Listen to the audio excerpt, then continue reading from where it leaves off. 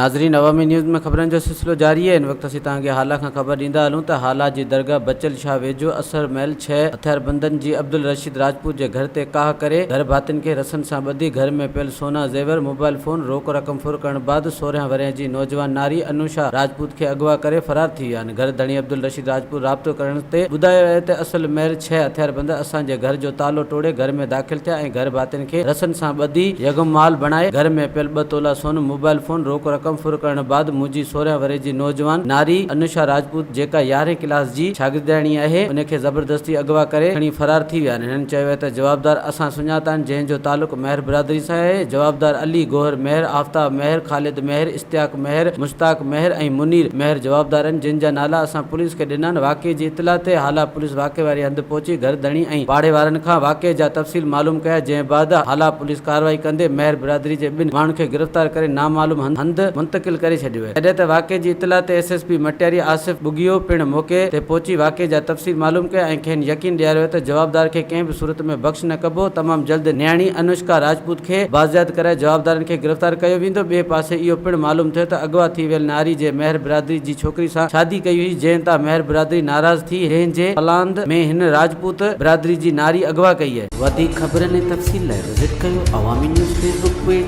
YouTube page ऐं अवामी news website.